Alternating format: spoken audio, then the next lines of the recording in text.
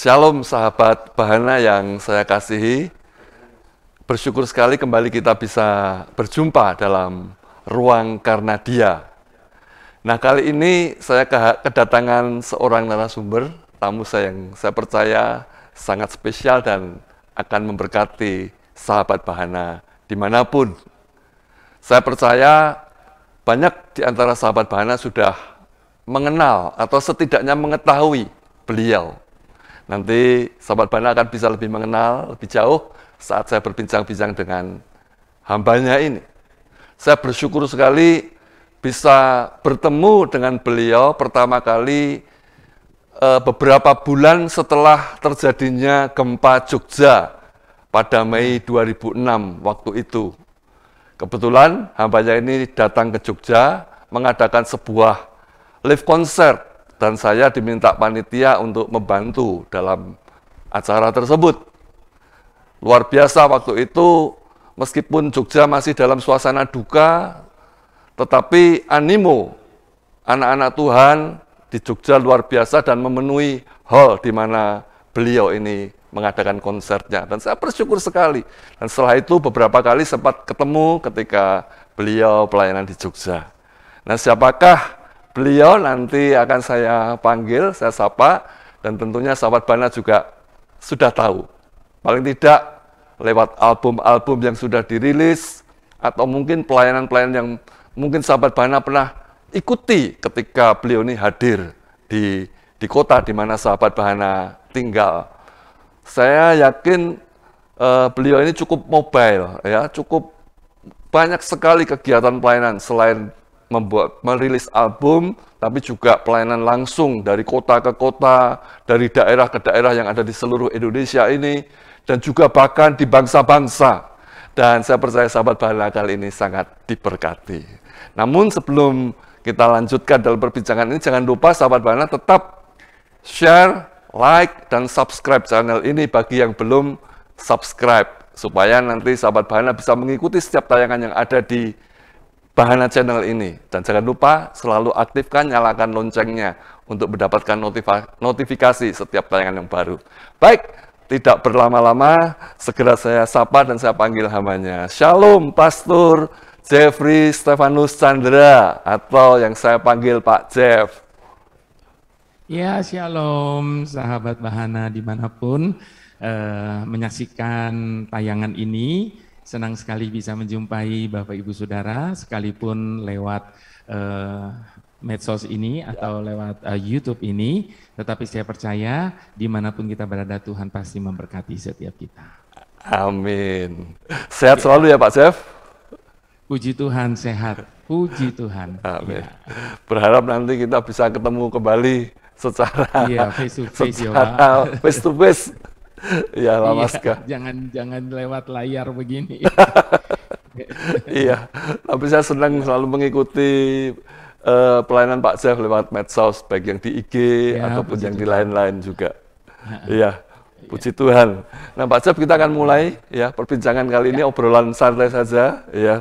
Nah, seperti biasa Pak Jeff, saya mengawali dengan satu pertanyaan yang sangat mendasar. Mungkin Pak Jeff bisa menceritakan sekilas tentang latar belakang pribadi dan keluarga asal Pak Jeff, supaya sahabat Bahana juga semakin bisa mengenal Pak Jeff. Silakan Pak. Yang mana dulu nih? Terlalu luas nih. Yang latar belakang keluarga asal. Iya. Keluarga saya. Ya. Saya lahir dari satu keluarga yang broken home dengan 6 bersaudara kandung. Dan pada waktu kami masih kecil, papa pergi meninggalkan kami dan punya keluarga yang lain. Jadi sejak kecil saya ini belum pernah mengalami arti kasih sayang seorang bapak dalam hidup saya. Tetapi saya selalu saksikan ini dimanapun saya pelayanan, bahwa ada banyak orang seringkali berkata bahwa bagaimana sih bisa mengalami dan merasakan kasih Bapak surgawi, sementara image tentang Bapak yang ada di dunia ini ya udah begitu rusak dalam hidup saya. Nah, Bapak Ibu Saudara, stigma ini yang saya mau patahkan. Nah, dan saya ini saksi dan buktinya bahwa sekalipun kita belum pernah mungkin mengalami kasih sayang seorang bapak di dalam hidup kita, tetapi Bapak Ibu Saudara itu bukan alasan bagi kita untuk kita tidak bisa mengalami atau merasakan kasih dari Bapak Surgawi. Amin, amin. Jadi dari kecil kami sudah terbiasa hidup dengan keras dalam menjalani kehidupan kami, soalnya mama ya katakan ditinggalkan dalam keadaan tidak punya apa-apa untuk menghidupi 6 anaknya. Jadi mama saya itu adalah seorang wanita yang begitu luar biasa, dia banting tulang mati-matian untuk bekerja menghidupi kami 6 anaknya. Jadi kalau sampai hari ini saya ada, makanya saya katakan itu cuma semua karena anugerah Tuhan. Dan itu bukan sekedar bukan sekedar slogan atau bukan sekedar kata-kata manis, tetapi itu memang terjadi dalam hidup saya. Jadi kalau sekarang ini Bapak Ibu Saudara tanya sama saya bisa main apa? Misalnya basket, sepak bola, bulu tangkis, tenis meja, atau apapun itu, sebut saja, voli dan sebagainya. Maka saya menjawab tidak ada satupun permainan yang saya bisa. Nah, makanya juga kenapa sampai sekarang saya ini nggak bisa musik sama sekali, karena saya juga saya nggak bisa main piano, saya nggak bisa main gitar. Bahkan pada waktu saya lahir, itu suster yang waktu saya masih lahir itu dia sudah bilang bahwa ini tangan saya ini tangan piano, karena jari saya panjang-panjang. Jadi dia bilang ini jari piano. Tapi saya sampai hari ini tidak bisa main piano, even saya tidak bisa main gitar. Kenapa? Karena sejak kecil saya tidak mempunyai kesempatan untuk bermain dan belajar. Ngeles piano, ngeles gitar, main ini, main itu nggak pernah ada punya kesempatan. Karena dari kecil saya dari SD sampai saya SMP waktu itu kerja saya adalah pagi siang malam membantu mama saya dagang. Jadi mama saya itu bikin makanan, masak makanan gitu, lalu kemudian saya kalau pagi bawa di rantang-rantang, titip di pasar untuk dijual. Lalu saya sekolah, pulang sekolah saya harus nggak bisa kumpul teman-teman main, tapi saya harus pulang cepat-cepat karena pasar siang tutup. Jadi saya harus balik lagi untuk mengambil sisa-sisa dagangan, dan sementara itu saya pulang di depan rumah saya, mama saya sudah buka meja jual gado-gado dan sebagainya. Saya bantu dia untuk dagang seperti itu. Bahkan kami pernah dagang sampai di pinggir-pinggir jalan dan dimanapun. Jadi saya belum pernah mengalami kasih sayang Bapak. Saya juga mungkin salah satu produk yang kehilangan masa anak-anak saya, yang saya tidak bisa nikmati seperti anak-anak yang lain. Tetapi semua itu bukan alasan bagi kita untuk, bagi saya khususnya, untuk tidak bisa mengalami kasih dari Bapak Surgawi, dan kondisi keluarga kami yang broken home itu juga bukan alasan bagi saya untuk merusak hidup saya. Ada banyak orang berpandangan begini, udahlah keluarga saya udah hancur, udah broken home, udah rusak, biar aja saya rusak sekalian begitu. Tidak ada alasan untuk itu. Tidak ada alasan untuk itu ya, Pak Jeff. Iya, saya bisa membuktikan kalau saya ada hari ini, itu semua sudah saya lalui. Amin, amin. Iya, Pak Jeff, lahir kecil lalu tumbuh di mana ya, kota asal? Lahir besar di Jakarta. Jakarta ya, oke. Dari 6 bersaudara, Pak Jeff, anak keberapa? Kedua. Oh, anak kedua. Wah, luar. Nah, baik. Apakah dalam asuhan mama waktu itu sudah di dalam Tuhan atau bagaimana? Mama saya dari dia remaja, dia aktif sudah di GKI Samanhudi, Jakarta. Jadi kita nih lahir besar di GKI. Sampai bahkan saya selepas SMA pun masih di GKI. GKI Samanhudi ya, Jakarta ya? Samanhudi, Jakarta, ya. Iya. Nah, Pak Jeff mungkin bisa ceritakan juga sekilas seperti apa sih kehidupan Pak Jeff yang dulu itu, katakanlah sebelum awal-awalnya sungguh-sungguh dalam Tuhan, seperti apa? Setiap kali saya diwawancara, entah itu di radio, entah itu di majalah, pada waktu itu saya selalu diminta kesaksian tentang masa lalu hidup saya. Nah, saya selalu katakan gini, hidup saya ini tidak ada sesuatu yang vulgar. Tidak ada misalnya, oh dulu saya narkoba sampai overdosis, sampai mau mati atau bagaimana gitu, lalu kemudian saya bertobat dan sebagainya. Tidak. Sebab dari kecil kita memang sudah ada di gereja. Dari kecil kita sudah hidupnya di gereja lah begitu ya. Jadi mama saya aktif di gereja, jadi kita pasti ikut-ikutan di gereja. Nah,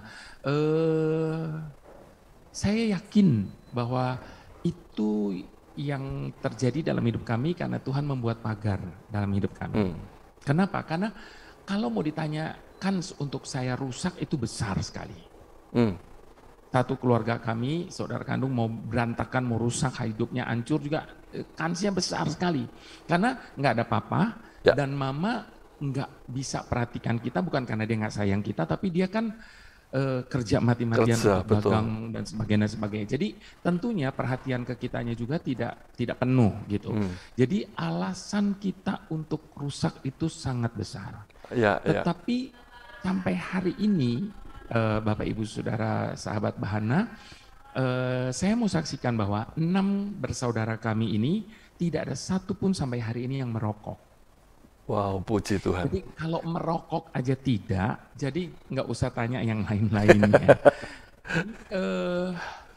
Jadi dan kami 6 bersaudara kandung ini, herannya, ajaibnya, nggak normalnya, saya katakan nggak normal. Kenapa? Karena kami 6 bersaudara dari kecil nggak pernah berantem. Wow, hebat ya Pak. Sampai hari ini, dari kecil sampai hari ini kita nggak pernah berantem, marahan, musuhan gitu. 6 bersaudara nggak pernah. Makanya mama saya waktu itu bilang begini, bukan mama yang jaga kalian, tetapi Tuhan yang jaga kalian. Dan yang jelas pasti doa mama juga ya untuk anak-anaknya ya. Ya pasti itu. Wah, sahabat Bahana luar biasa, ini kisah hidup Pak Jeff. Ya kita saya sendiri baru mengerti hari ini juga bahwa ternyata Pak Jeff lahir di Jakarta dengan 6 bersaudara, tapi sejak kecil sudah ditinggal dan dipetik oleh papa yang harusnya mengasihi. Jadi hidup tanpa bimbingan, tanpa asuhan, tanpa kasih seorang bapa. Tapi Pak Jeff tadi katakan, tidak ada alasan untuk sekalipun dalam keadaan demikian untuk kita tidak bisa mengalami kasih bapa. Dan kita bisa lihat itu dalam kehidupan seorang Jeffrey S. Chandra sampai hari ini. Bagaimana hati bapa, kasih bapa ada dalam hidupnya. Ya, silakan Pak Jeff. Nah, itu juga yang menjadi pertanyaan saya pada waktu itu kepada Tuhan. Karena lewat album-album saya, Tuhan justru mempercayakan saya menyanyikan tentang kasih Bapa. Amin, ya. Seperti Bapa sayang anaknya, Bapa yang kekal, kau Bapakku yang baik.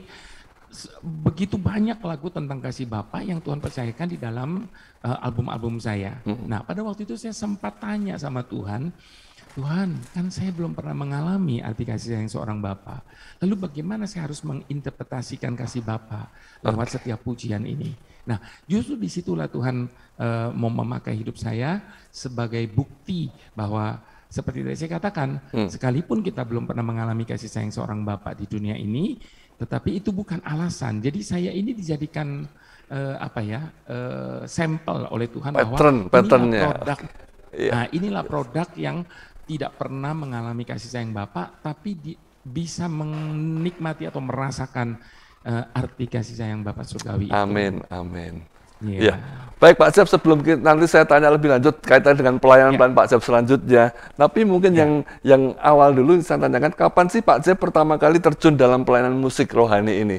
Kan tadi Pak Jeff bilang, saya ini nggak bisa main musik, nggak bisa olahraga apa-apa, tapi kan kita lihat buahnya kan, wow luar biasa nih seorang Jeffrey Chandra nih. Nah, tapi pelayanan musik yang pertama kali Pak Jeff lakukan tuh kapan? Kalau ditanya pelayanan musik yang pertama kali, saya belah dua. Kenapa saya belah dua? Yang pertama, selepas SMA saya kan di GKI kan. Kalau GKI itu identik dengan kur, ya kan? Ya, nah, betul. Nah, mama saya juga aktif di kur wanita, begitu ya, kur ibu-ibu begitu. Nah, di gereja GKI itu juga ada kur yang mayoritas anak muda. Jadi kami masuk di Hosiana, kur Hosiana di Paduan Suara Hosiana. Jadi kalau dibilang pelayanan lewat puji-pujian sudah sejak saat itu, ya. Nah, tapi itu ikut kur, vokal grup di gereja dan sebagainya. Setelah itu saya masih ikut di salah satu gereja sebagai singer, kemudian jadi worship leader. Nah, itu pelayanan musik sudah. Nah, tetapi kalau ditanya misalnya sejak kapan saya rekaman, tahun ini saya sedang memperingati 25 years anniversary dari rekaman saya yang pertama kali. Iya, iya. Rekaman pertama kali tahun berapa Pak Jeff? 97. 97. Iya. Nah, tapi kalau melayani dari kur, vokal group, bahkan saya pernah ikut vokal group Jericho. Saya ini anggota vokal group Jericho juga. Itu sejak dari tahun 80. 80-an ya, betul. Vokal group Jericho 80-an. Kalau kur sama vokal group dari tahun 80-an. Tapi pada waktu saya mulai rekaman, itu tahun 97. Jadi 25 tahun rekaman. 25 years. Ya, album pertamanya waktu itu apa Pak tajuknya? Pelita Hidup Ala Peduli. Oh iya, Pelita Hidup. Ala Peduli itu di album pertama saya yang judulnya Pelita Hidup. Iya. Betul, saya tadi ingat Pak Jeff, lagu Ala Peduli itu di album Pelita Hidup ini kan tadi Pak Jeff bilang launching tahun 97. Tapi seingat saya yang di Jogja ini, lagu itu booming justru setelah gempa Jogja 2006 itu. Itu Ala Peduli menjadi booming sekali dan sampai bertahun-tahun bahkan sampai hari ini. Pak. Jadi gini Pak, tahun 97 ketika saya keluar pertama kali album saya itu Ala Peduli, memang itu nggak boom. Karena kenapa? Karena waktu itu saya masih terlibat di dalam pelayanan sebagai worship leader di salah satu gereja yang membuat peraturan bahwa tidak boleh menyanyikan lagu album sendiri, dalam artian bahwa mereka sudah tetapkan gitu ya. Nah, jadi selama saya jadi worship leader itu saya nggak pernah menyanyikan lagu itu dan sehingga album pertama saya itu seakan-akan sunyi senyap begitu. Iya, iya. Itu tahun 97. Lalu album saya yang kedua tahun 99. Hanya dekat kasih-Mu Bapa. Nah, itu yang meledak luar biasa.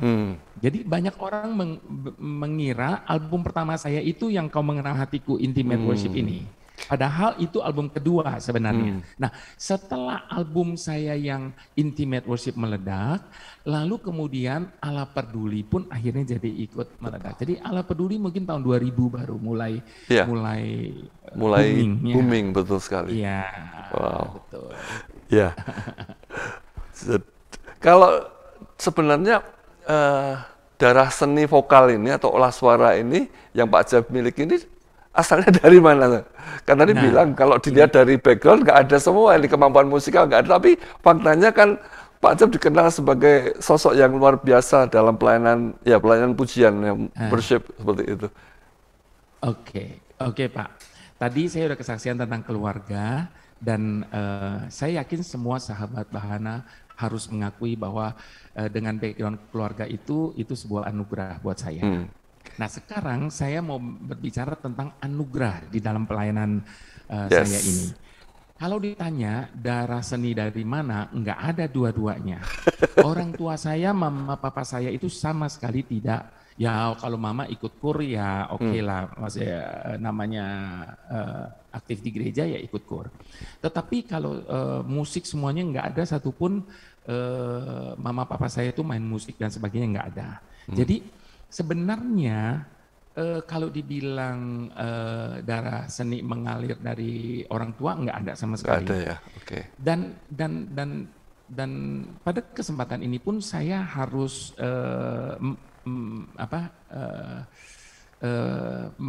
membuka, dalam arti supaya sahabat Bahana semua mengerti bahwa hidup saya ini cuma karena anugerah. Amin. Semua karena Dia, Pak ya. Ya, kenapa? Karena kalau dikatakan kok saya bisa nyanyi, tolong tanyakan kepada pemimpin kur atau pelatih vokal, lalu kemudian suruh dia dengar CD saya, atau pada waktu saya lagi pelayanan suruh dia datang, lalu tanya dia, ini orang nyanyinya benar apa enggak? Mereka pasti bilang enggak benar. Kalau orang yang ngerti vokal ya Pak ya, kalau awam mungkin ya oke lah gitu cuma dengar. Tapi kalau orang yang ngerti teknik vokal, orang yang ngerti musik, Mereka pasti bilang ini orang nyanyinya nggak pakai teknik, baik secara vokal maupun secara pernafasan. Karena memang sampai detik ini saya nyanyi dengan teknik vokal yang salah, dengan teknik pernafasan yang salah. Karena saya tidak punya dasar untuk itu. Nah, saya ikut vokal grup Yeriko itu sudah puluhan tahun. Tetapi kalau Bapak Ibu Saudara pernah dengar album Yeriko, tentu kalau yang usia sudah ini banyak pasti tahu ya vokal grup Yeriko ya. Iya, iya. Jalan Tuhan, bukan jalanmu dan sebagainya. Nah, selama saya ikut vokal grup Yeriko, tidak pernah di dalam sekian banyak album Yeriko itu saya dipercaya solo. Satu baris pun. Kenapa? Karena memang suara saya ini sebenarnya bukan suara, I'm not singer, saya bukan penyanyi.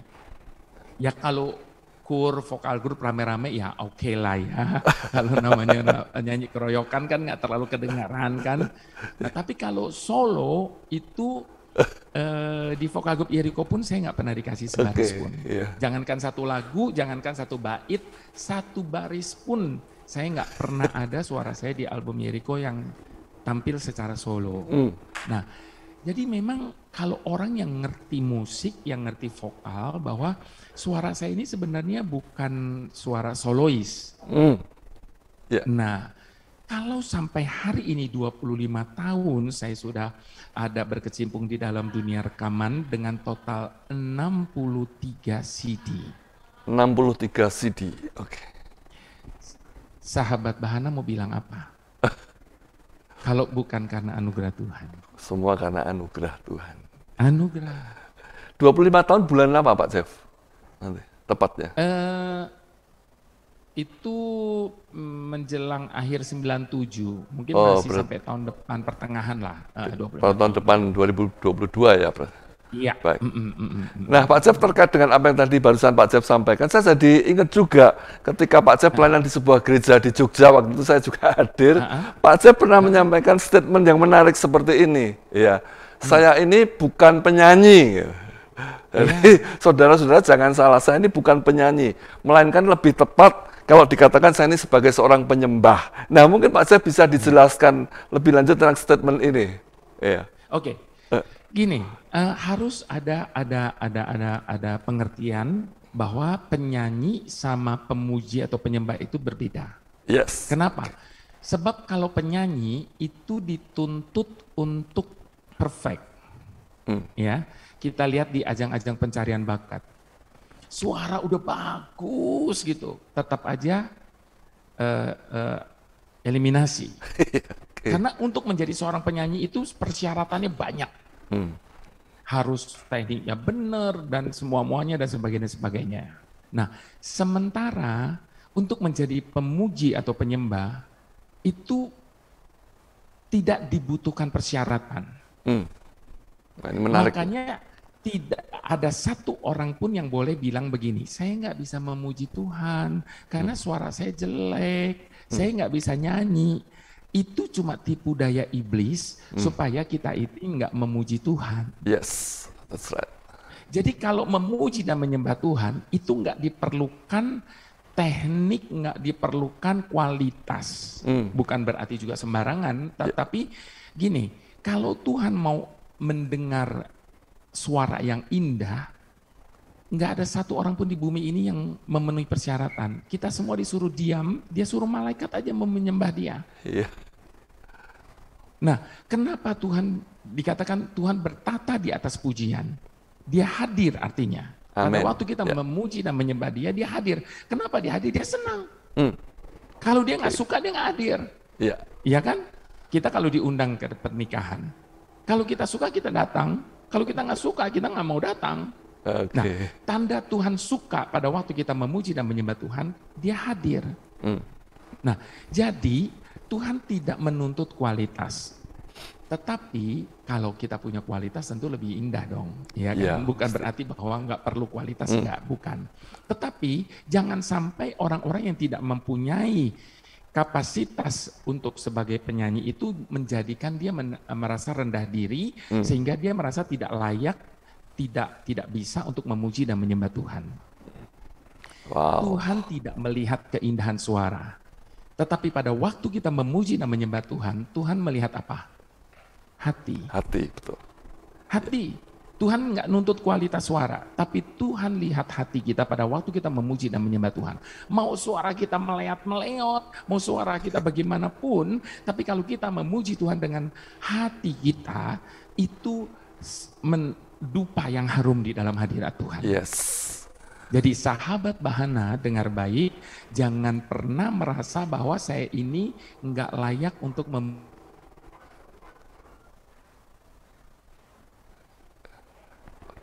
adalah pembodohan dari iblis, supaya kita tidak mau memuji Tuhan.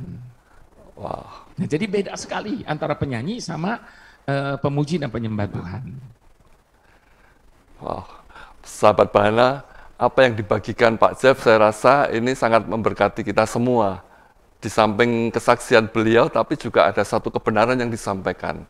Tidak ada alasan bagi kita, umat Tuhan, untuk tidak bisa menjadi pemuji atau penyembah Tuhan. Karena memang pada hakikatnya Tuhan tidak mencari bagusnya, indahnya suara kita, tapi Tuhan cari hati. Dan kita bisa melihat sosok real di sini, seorang Jeffrey S. Chandra.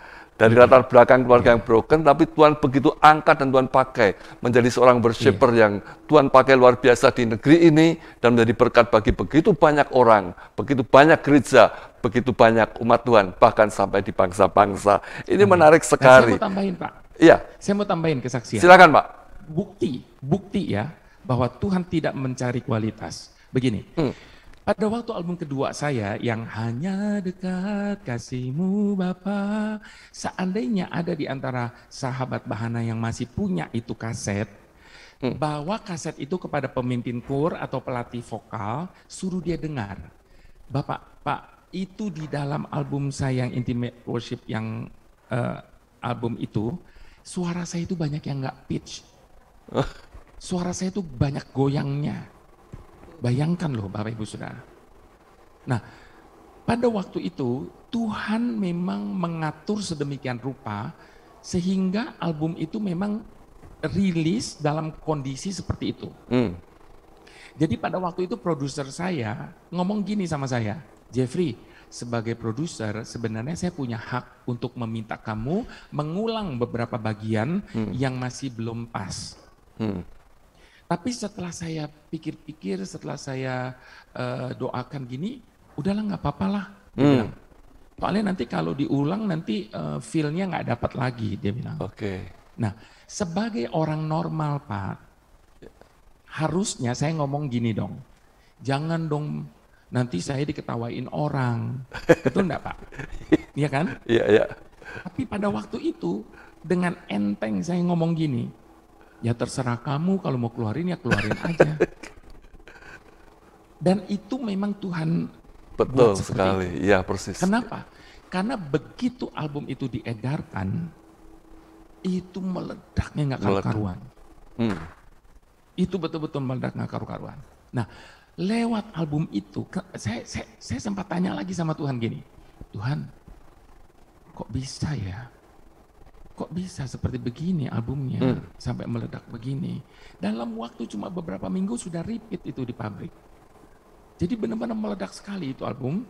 Nah, terus waktu itu saya mendapat pengertian begini. Kenapa Tuhan izinkan pada waktu itu dengan kondisi suara saya seperti itu dan itu dirilis dalam kondisi apa adanya? Karena Tuhan mau jadikan album itu sampel lagi. Dia mau sepertinya lewat album itu dia mau bicara gini sama semua orang. Kamu ya yang pada jago-jago jangan suka macem-macem. Iya. Kamu macem-macem model yang seperti ini pun aku tetap bisa pakai. Amin. Jadi memang Tuhan izinkan pada waktu itu saya keluar album dengan suara yang enggak pitch, yang goyang dan sebagainya. Yang sebenarnya buat dunia itu sesuatu yang memalukan. Tetapi apa yang tidak dipandang oleh dunia, itu justru yang dipungut oleh Tuhan. Amin, amin. Nah, jadi album itu memang sengaja Tuhan buat meledak, dan itu alasan pertama kenapa Tuhan buat itu meledak, karena Tuhan mau jadikan album saya itu sampel bagi banyak orang bahwa yang jago-jago nggak usah macam-macam, yang model gini pun aku bisa pakai. Yang kedua, karena album itu harus meledak, Pak.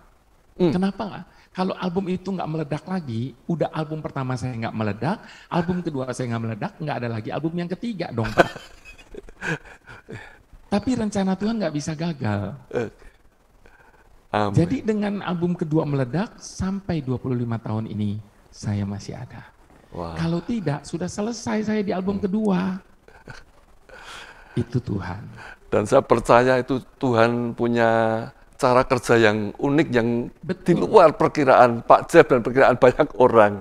Apa yang dikira ini, nggak akan sukses, tapi justru di situ Tuhan buat sukses karena Tuhan menyatakan bahwa semua itu bukan karena karya manusia, tapi akulah yang menjadikan berhasil. Luar biasa. Waktu album kedua saya itu meledak nggak karu-karuan, itu membuat terkejut dan heran semua penyanyi rohani, pencipta lagu, distributor dan semuanya.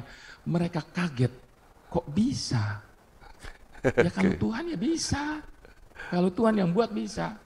Makanya Pak, ya menariknya setelah album kedua saya meledak, lalu sejak saat itu, waktu itu kalau kita datang ke toko buku rohani, kita tanya ada album baru nggak? Itu bisa ada 7-8 album sekali. Ya. Kenapa? Karena setelah itu hampir semua worship leader setiap gereja itu bikin album rekaman. Iya.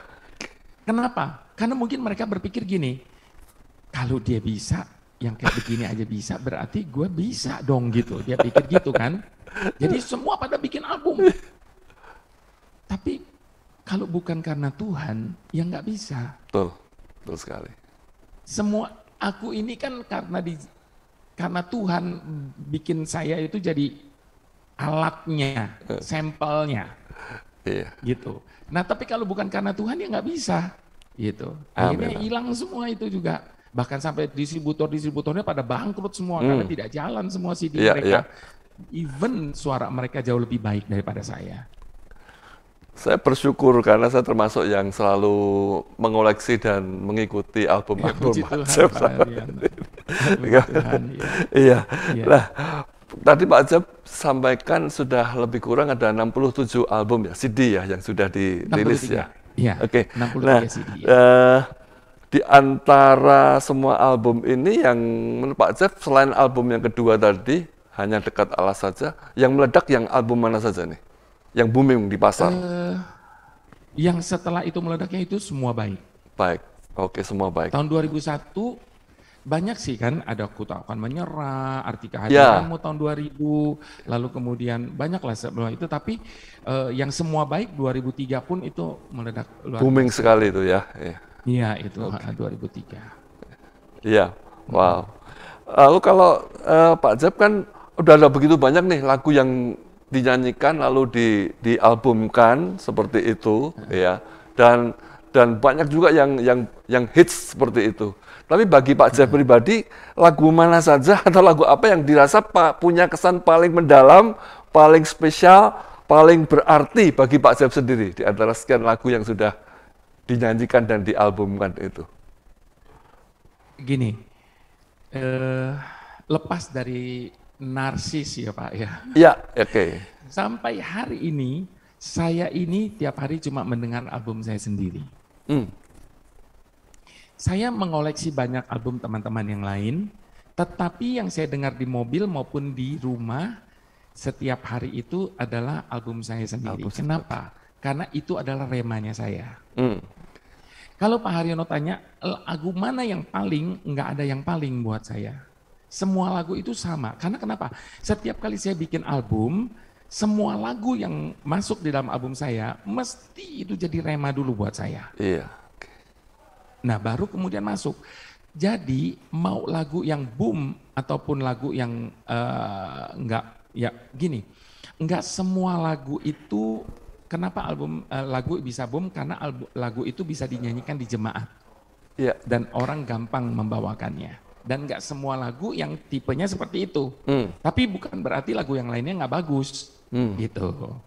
Jadi ada lagu-lagu yang sulit untuk dinyanyikan di jemaat sehingga nggak pernah dibawakan. Nah, tapi bukan berarti lagu itu nggak bagus. Gitu. Nah, jadi itulah yang saya katakan bahwa setiap hari saya mendengar lagu-lagu saya sendiri karena ketika saya mendengar lagu itu remanya saya. Berbicara. Gitu.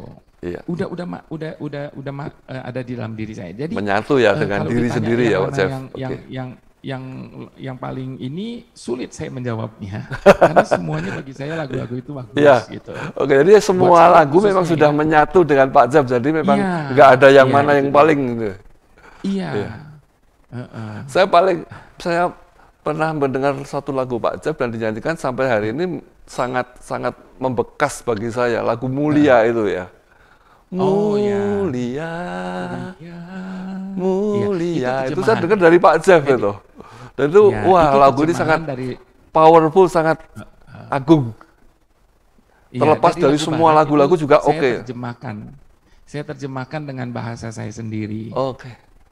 Itu lagu terjemahan, ya. Lagu, iya. Nah, Pak Jeff, ya saya kan amati juga ya. Di setiap cover album yang dirilis, baik di waktu itu masih kaset ya, kaset pita, sebelum ada CD kan kaset pita, lalu ada CD, lalu yang berikut berkembang. Nah, saya amati Pak Jeff sendiri yang selalu mendesain covernya ya. Nah, apakah memang ada maksud atau goal tertentu nih lewat karya seni yang diekspresikan di setiap cover album itu? Oke, sudah 2 bidang dalam hidup saya yang saya saksikan bahwa itu cuma karena anugerah Tuhan. Ya. Tadi yang pertama soal keluarga saya, yang kedua soal pelayanan saya. Ya. Nah, sekarang yang ketiga soal karya, katakan karir usaha saya. Ya. Saya membuktikan lagi kepada sahabat Bahana semuanya, ada anugerahnya lagi di bidang yang ketiga ini. Jadi benar-benar hidup saya ini cuma karena anugerah Tuhan. Amin, amin. Jadi bisa dibuktikan. Nah, saya ini sekolah cuma lulus SMA. Oke.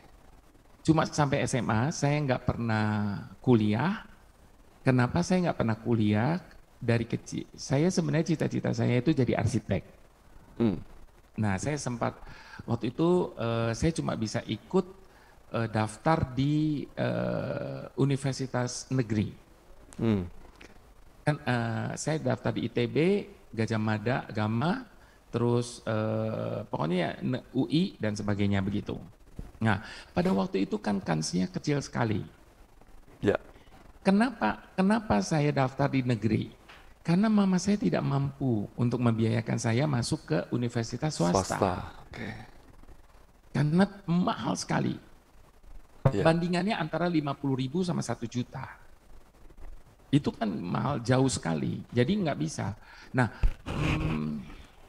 kalau saya ceritakan secara detail, ini panjang sekali bagaimana Tuhan itu. Jadi pada waktu saya lulus SMA, saya cuma bisa ikut tes di Skalu, Perintis waktu itu ya.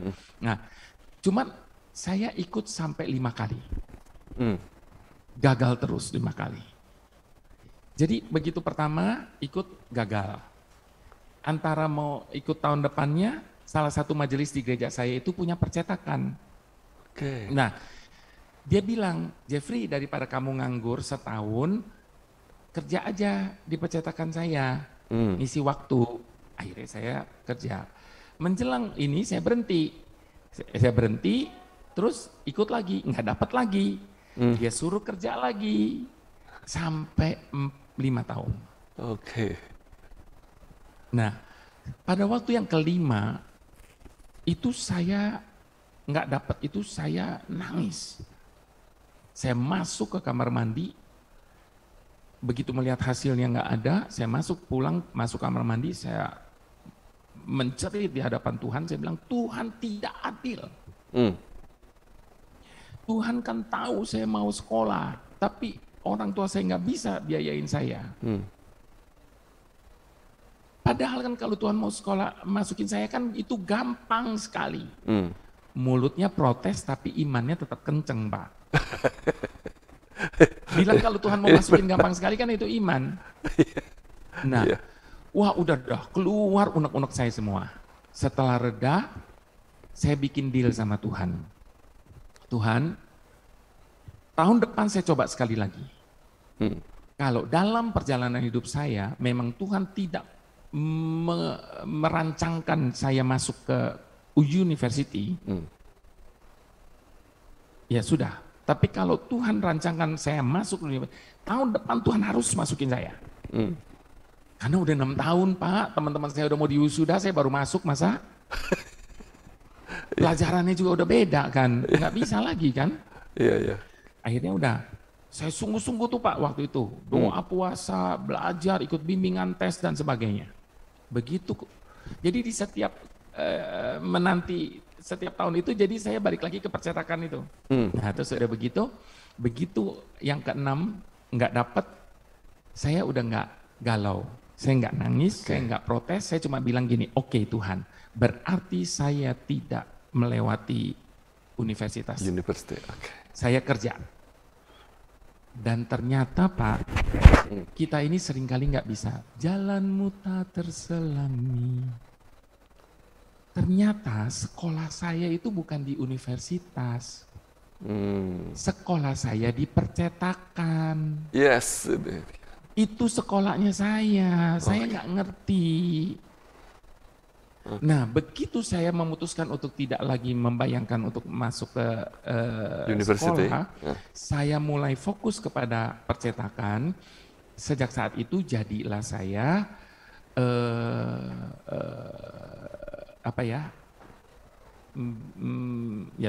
percetakan usaha saya. Meskipun saya nggak punya percetakan gitu. Jadi saya bikin desain grafis nih.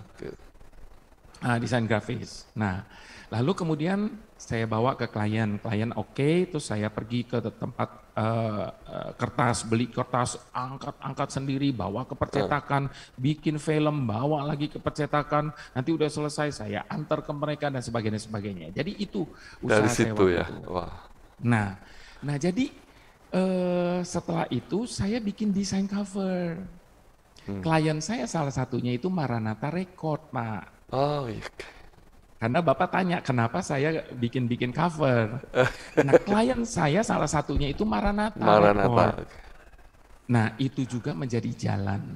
Semua itu Tuhan dari semula telah Kau tetapkan. Semuanya Tuhan udah atur semuanya. Rencananya, Iya. Nah gara-gara saya bikin cover, jadi dulu saya tuh bikin covernya Frankie Sihombing lah, siapa Mawar Simorangkir lah, semuanya saya bikin.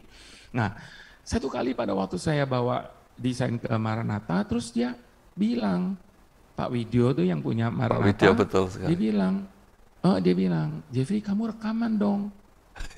Di situ Pak, awal mulanya terjadi. Nah, tadinya saya sempat nggak gubris gitu, karena saya pikir nggak pernah mimpi, saya nggak pernah bayangkan saya mau rekaman gitu. Nah, jadi saya nggak ini, tapi Pak Widyo itu dipakai Tuhan ngotot paksa saya. Iya. Sampai saya tanya, Pak serius Pak? Loh, kalau saya nggak serius terus kamu tiba-tiba mau, saya kan repot, dia bilang begitu. Oh gitu ya Pak. Waktu itu saya cuma simpel Pak, saya cuma berpikir gini, oke juga kali ya kalau punya satu album aja buat kenang-kenangan nanti ya, seenggak-enggaknya pernah rekaman lah gitu kan. Lahirlah itu album Pelita Hidup Pak. Wow. Allah peduli itu.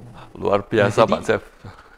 Nah sejak itu jadi saya ya bikin cover ya bisa bikin sendiri cover saya gitu. Iya. Wow. Jadi semua dalam rancangan Tuhan, dalam jalan Tuhan yang betul-betul perfect, sempurna, yang kita tidak pernah bayangkan sebelumnya, Tuhan buka seperti itu. Betul. Sahabat Bahana, kita sangat diberkati nih lewat kesaksian sharing Pak Jeffrey hari ini. Puji Tuhan. Jadi saya nggak pernah kursus grafik desain, saya nggak pernah ikut sekolah apapun. Dan kalau saya bisa, itu mau dibilang apa kalau bukan anugerah lagi. Yes. Jadi di semua bidang hidup saya itu cuma karena anugerah Tuhan. Dan ini Amin, bukan cuma amin, basa-basi. Bukan cuma basa-basi, bukan cuma sok merendahkan hati. Saya sudah buktikan. Coba mau bilang apa? Jadi universitas yang dijalani Pak Jeffrey betul-betul universitas kehidupan ini. Tidak formal tapi lewat praktek kehidupan. Dan disitulah Tuhan menunjukkan keberhasilan tetap bisa dialami oleh Jeffrey Chandra. Nah Pak Jeff, ini lebih lanjut, kalau saya lihat ya lagu-lagu Pak Jeff dan juga pelayanan Pak Jeff ini kan diterima oleh hampir semua kalangan umat Kristiani di Indonesia khususnya ya, baik yang di kalangan mainstream, di kalangan Injili, di kalangan Pentakosta, karismatik, kan tidak banyak ini. Hamba Tuhan lewat pelayanan yang unik ini, spesifik ini, diterima di semua kalangan. Tapi Pak Jeff ini diterima, bahkan dari anak-anak, remaja, sampai orang dewasa, orang tua bahkan. Ini apa ini? Rahasianya kok bisa seperti itu? Saya yakin, yakinnya bahwa Tuhan panggil saya, memakai saya dalam jalur encouragement. Encouragement, oke. Jadi ada setiap hamba Tuhan yang dipilih dan dipakai oleh Tuhan itu ada jalurnya masing-masing. Iya. Ada yang kesembuhan, ada yang pengajaran, ada yang tentang akhir zaman, ada yang dan sebagainya. Nah kalau saya ini encouragement untuk menguatkan iman orang-orang. Makanya kalau diperhatikan di semua lagu saya, di semua pelayanan saya itu berbicara tentang menguatkan iman. Nah, dan sehingga saya itu kalau keluar album CD itu bukan cuma sekedar bagaimana ya caranya supaya ini bisa meledak, bagaimana caranya ini supaya laku, bukan itu. Karena saya setiap kali keluar CD saya itu beda dengan teman-teman yang lain. Betul. Bukan lebih bagus ya, saya nggak bilang lebih bagus, tapi beda. Beda. Kenapa saya bilang beda?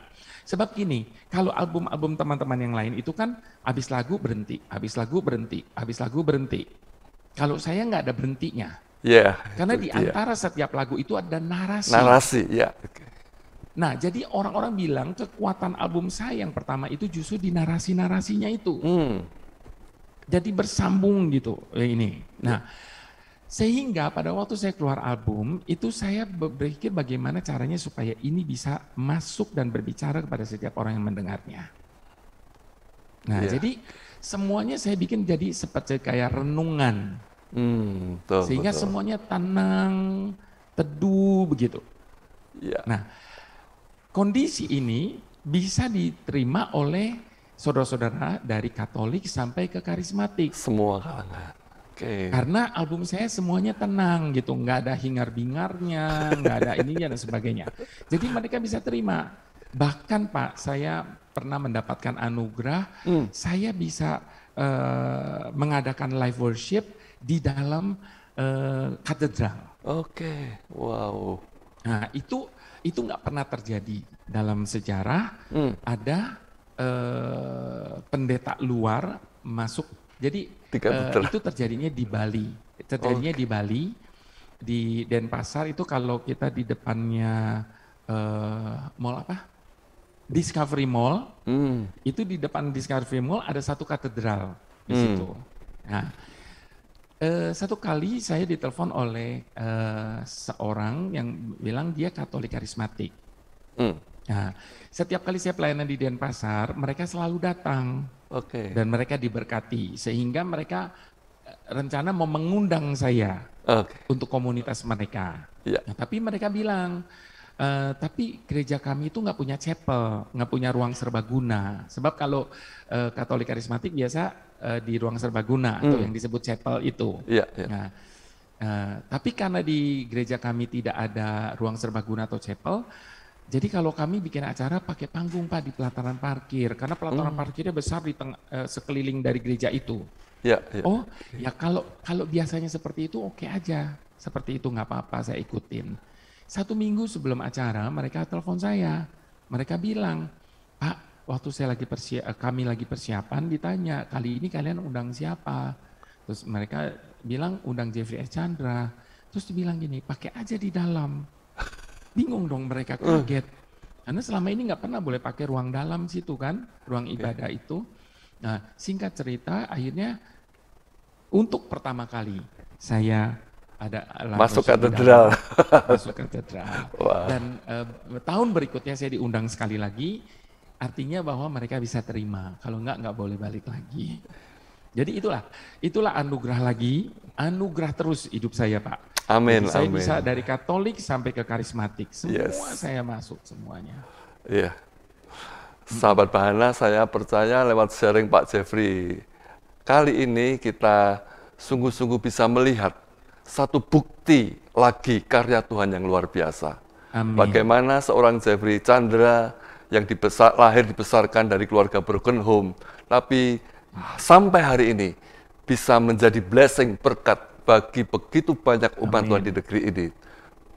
Menembus semua lintas denominasi yang ada. Ini sangat wow, mengagumkan. Dan saya percaya seperti Pak Jeffrey katakan, semua hanya karena anugerah, semua hanya karena Tuhan. Dan itu sebabnya sahabat Bahana, jangan kita berkecil hati, jangan kita merasa, saya ini bisa apa, saya ini mungkin lahir juga dalam keluarga yang berantakan. Tapi kalau Tuhan yang ada di pihak kita dan kita mau dibentuk, kita bisa menjadi alat Tuhan yang luar biasa. Jeffrey S. Chandra adalah contoh hidupnya. Dan kalau saya diundang di dalam acara, seringkali kan tuh kalau WL atau siapapun bilang, ya kami persilakan hamba Tuhan yang luar biasa, gini-gini. Saya selalu bilang gini, saya ini hamba yang biasa. Cuma ada di tangan yang luar biasa. Amin, itu dia kuncinya. Jadi kita ini nggak ada yang luar biasa, kita ini biasa. Tapi yang membuat yang kita menjadi luar biasa itu karena kita ada di tangan yang luar biasa itu. Amin, amin. Iya. Ya baik, Kak Jeff. Terima kasih untuk waktunya. Ya kita bisa ketemu. Ya nanti next time berharap bisa nyambung lagi nih untuk di episode selanjutnya. Tetapi sebelum kita akhiri perbincangan ini ada beberapa hal juga yang ingin saya tanyakan, Pak Jeff. Ya. Kita tahu ya bahwa Pak Jeff selain masuk di dunia pelayanan musikal lewat album yang dirilis, tapi juga begitu aktif dalam pelayanan-pelayanan langsung, diundang khotbah, diundang sharing, kesaksian di berbagai komunitas gereja baik di Indonesia maupun di luar negeri. Nah, tapi terkait dengan masa pandemi ini ya, kan tentu semuanya terimbas. Lalu kita juga masuk di era revolusi industri 4.0 seperti itu yang telah begitu mengubah pola hidup masyarakat termasuk umat Tuhan di Indonesia. Nah mungkin apa yang Pak Jeff hadapi selama masa pandemi dan adanya tantangan di dunia era digital ini, lalu terobosan apa yang Pak Jeff siapkan untuk terus ke depan berkarya? Kita itu nggak ngerti apa yang terjadi di depan. Ya. Waktu sebelum pandemi, saya ini dipaksa, betul-betul dipaksa oleh sahabat saya, Fiona Pais, untuk bikin YouTube channel pribadi. Saya bilang, saya enggak. Saya sudah sibuk pelayanan keliling-keliling, saya nggak sempat lagi bikin-bikin begitu, saya bilang. Tapi dia paksa saya, itu terjadi di bulan Oktober. 2019? Ya, sebelum pandemi. Sebelum pandemi pandemi itu kan, sebelum pandemi. Setelah itu, saya Desember berangkat ke Amerika 3 bulan pelayanan. Waktu itu pandemi belum, saya masih transit di Guangzhou. Jadi masih belum Cina belum kena itu. Cina baru kenalnya Januari. Jadi saya Desember masih transit. Nah, saya pelayanan di Amerika sampai bulan Maret. Maret saya pulang dari Amerika, langsung Indonesia pas kena. Pandemi pas pulang Maret itu. Nah, jadwal saya yang sudah setahun itu cancel semua. Sehingga saya nggak tahu mau ngapain. Nah, ternyata saya baru sadar kenapa Tuhan pakai teman saya Fiona Pais untuk paksa saya bikin YouTube channel saya. Sehingga pada masa pandemi itu di mana semua lagi lockdown, pelayanan saya ya lewat YouTube channel pribadi saya itu, Jeffrey S. Chandra Channel. Nah, dari di situ saya bikin renungan, bikin khotbah dan sebagainya setiap Selasa, Kamis, Minggu dan sebagainya. Jadi itu yang ternyata Tuhan mau buat. Nah, tapi selama 2 tahun pandemi ini, saya juga tidak pasif. Saya sudah mengadakan mission tour 4 kali dalam masa pandemi. Sekali jalan 18 hari, 37 hari, berapa keliling Jawa dan Bali, gereja-gereja kecil kami datangin.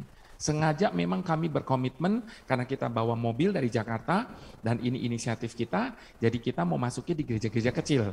Karena saya pikir kalau gereja besar nanti dia undang kita aja. Nah, gereja-gereja kecil yang mungkin belum pernah membayangkan mau bisa ngundang saya dan sebagainya, nah itu yang saya datangin jadinya. Jadi selama masa pandemi ini kami justru keliling pelayanan. Banyak orang bilang gini, wow, si Jeffrey ini nekat betul ya. Masa dalam masa pandemi seperti sekarang ini kok malah kelilingan begitu. Datang onsite, foto-foto, buka-buka masker dan sebagainya.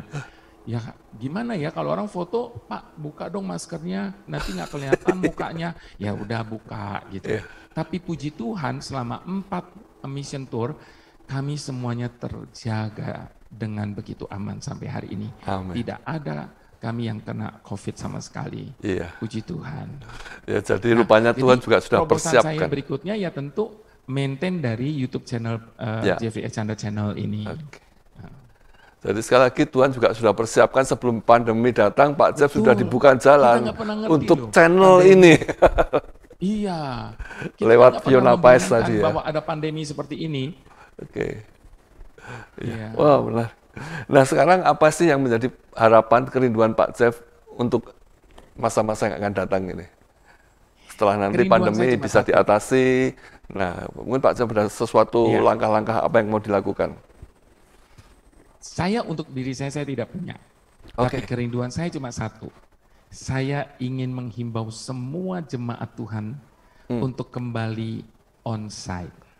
Yes. Itu kerinduan Pak Jeff. Pandemi ini.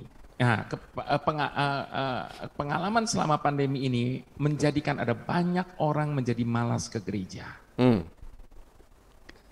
Tapi saya mau katakan, firman Tuhan juga bilang gini, jangan pernah menjauhkan diri dari pertemuan ibadah. Pertemuan ibadah, betul. Bapak Ibu Saudara, on-site sama online itu jauh beda.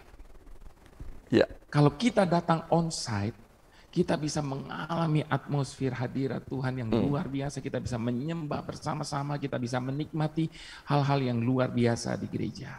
Jadi kalau tidak sampai terpaksa sekali, jangan online tapi datang ke gereja. Kalaupun mau online, Bapak Ibu sudah bisa lakukan itu di Senin sampai Sabtu. Tapi hari Minggu tetap kembali ke gereja masing-masing.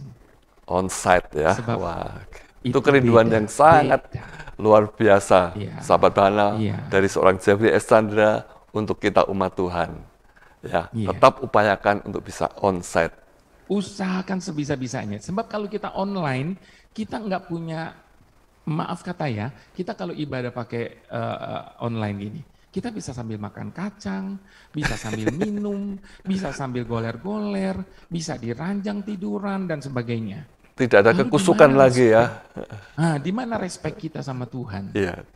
Nah, itu yang kita tidak akan pernah bisa dapatkan pada waktu kita ada di onsite. Onsite, betul sekali. Oke, terakhir Pak Jeff, mungkin ada closing statement ini. Closing statement yang ingin Pak Jeff sampaikan kepada sahabat Bahana dan pemirsa dimanapun mengakhiri perbincangan kali ini. Mungkin ada special message yang ingin Pak Jeff sampaikan. Silakan Pak. Iya. Di masa-masa pandemi ini kita percaya ada banyak orang yang kolaps. Jadi jangan pernah merasa bahwa cuma diri kita yang kolaps. Semua orang mengalami hal itu. Ketakutan dan kekhawatiran itu melanda setiap manusia di bumi, bukan cuma di kita. Seluruh bumi dilanda oleh hal itu. Nah, bagaimana kita bisa kuat menghadapi kondisi ini? Mendekat kepada Tuhan. Dia adalah chargernya kita. Jauh dari Tuhan kita tidak akan kuat. Kita tidak akan mampu menghadapi kenyataan yang ada. Itu sebabnya kembali lagi seperti tadi saya katakan, datang kepada Tuhan, ikut ibadah on-site. Ya, itu sumber kekuatan kita untuk menghadapi kondisi yang ada hari-hari ini. Dan kita tidak tahu masih sampai berapa lama. Kita berdoa sama-sama, tahun depan semua sudah kembali normal. Amin. Itu menjadi doa dan kerinduan kita semua. Tetapi sementara itu dekatkan diri sama Tuhan, enggak ada cara lain. Yes. Dia adalah sumber segala yang kita butuhkan. Amin, amin. Wow, luar biasa. Nah Pak Asep, ini terakhir dari permintaan saya untuk tadi sudah menyampaikan closing statement yang luar biasa untuk kita umat Tuhan ya di Indonesia, didorong untuk di tengah masa pandemi yang masih belum selesai ini mendekat kepada Tuhan, intim dengan Tuhan, dan sebisa mungkin tetap ibadah onsite. Dan kita berdoa 2022 supaya semuanya semakin kondusif dan kita bisa kembali ke gereja masing-masing. Nah ini permintaan saya terakhir Pak Asep untuk kali ini. Pak Asep boleh nyanyikan satu lagu saja untuk sahabat Bahana, lagu apapun secara spontan. Kita ingin dengar nih suara Jeffrey Chandra langsung ini. Ya. Mungkin hari-hari ini kita sedang mengalami keadaan yang mungkin kurang begitu baik ya. Dikarenakan pandemi, orang banyak yang kehilangan pekerjaan, usaha dan sebagainya. Tetapi apapun kondisi kita hari ini, Bapak Ibu Saudara percayalah, paling tidak untuk saat ini adalah keadaan yang terbaik bagi kita. Amin. Sebab tidak akan pernah boleh terjadi sesuatu dalam hidup kita tanpa seizin daripada Tuhan. Yes. Semua ada di dalam rencana Tuhan. Yeah. Okay. Dari semula Kau tetapkan hidupku dalam tangan-Mu, dalam rencana-Mu Tuhan. Rencana indah telah Kau siapkan bagi masa depanku yang penuh harapan. Semua baik, semua baik, segala yang telah Kau perbuat di dalam hidupku. Semua baik, sungguh teramat baik. Kau jadikan hidupku berarti. Sama-sama mari kita katakan. Semua baik, semua baik, segala yang telah Kau perbuat di dalam hidupku.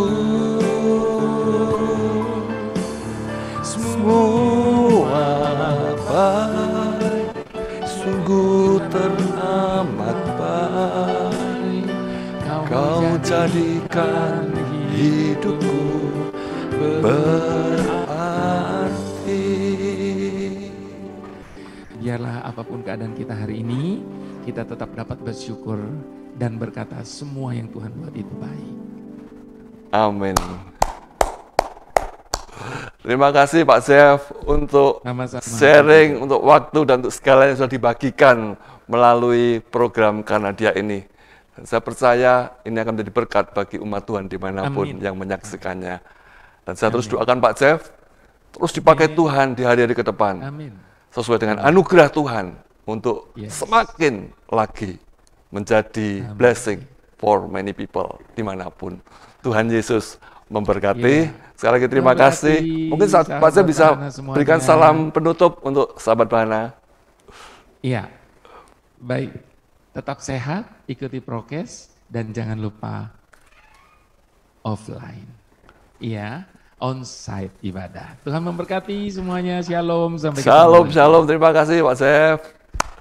Nah, sahabat Bahana, demikian perbincangan saya dengan Jeffrey S. Chandra yang saya percaya ini akan memberikan bukan hanya inspirasi saja atau memotivasi, tetapi menjadi berkat. Bagaimana seorang Jeffrey Chandra yang lahir dan besar dari keluarga broken home, tapi hidupnya menjadi berarti di tangan Tuhan oleh karena anugerah Tuhan.